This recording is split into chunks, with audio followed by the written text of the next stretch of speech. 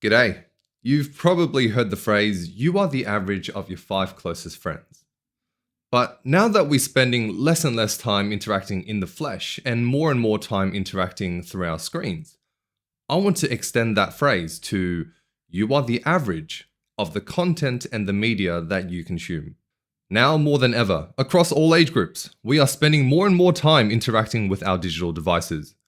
From listening to a podcast whilst commuting, to watching a video whilst we're eating, to studying, to working, we are constantly bombarded with tiny digital interactions, sometimes not so tiny digital interactions. Therefore, more and more so, we are influenced and shaped by the content and media that we consume. You've probably experienced this yourself as well. When you watch a self-help or a motivational video, you feel this surge of motivation, this urge to do something. When you watch a League of Legends video, you feel the urge to play a game of League of Legends. Also, your wants and your desires are influenced too. For example, I used to watch his YouTube channel called Alpha M, and turns out he's just a very great salesman, but he was the most confident and personable persona on camera, on screen. And as a result, I ended up buying one of those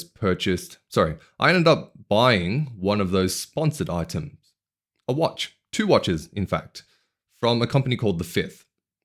Now, that was the best investment I had ever made. Not because I got some amazing high quality watch, but because I didn't.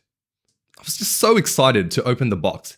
And when I did, and I opened it, they were just 2 very plain, regular watches. Very low quality feeling.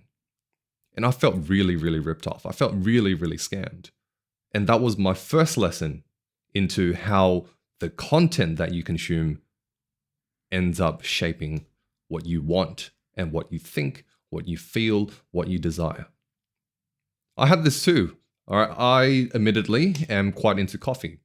And before this, before getting into coffee during this COVID lockdown, I would never have dreamed of spending $200 on a coffee setup.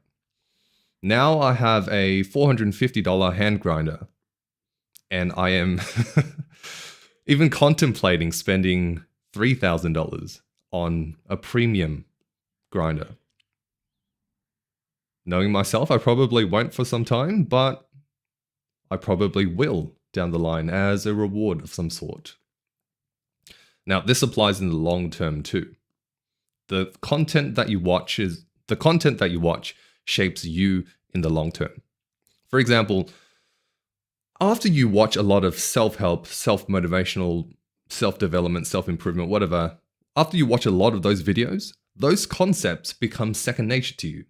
It just rolls off the tongue, you nod your head as you watch, and you go, yeah, that makes sense. But if you think back to your first self-improvement video, a lot of the stuff that we talk about doesn't roll off the tongue. It doesn't make sense immediately. We had to take time to explain it.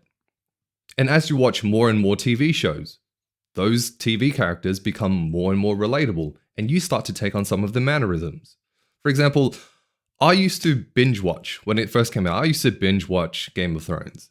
And after watching about half a day worth of episodes, so just sat in my bed, watched a lot in one day. It's pretty sad. After that, I found myself talking with a mild half accent. This applies to news as well. As you watch more and more of a particular news channel, the editorial stance will start to rub off on you. Whether you watch a far left, far right, somewhere in the middle, that news channel has an agenda. And their editorial stance will start to rub off on you. And that's why you get a lot of things, that's why you get a lot of debates, a lot of arguments online, especially about whether this party or that party, whether this view or that view, whether this country or that country is wrong or right. It's all shaped by the content that we watch. In summary, just as how your friends can influence you, so too can the information and the content that you consume.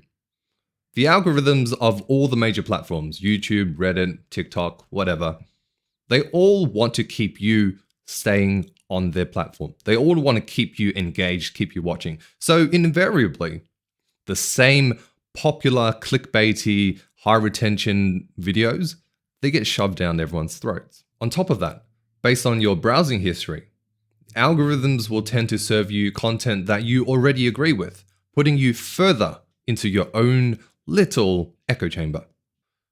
Your homework is to take a step back and analyze the type of content that you consume.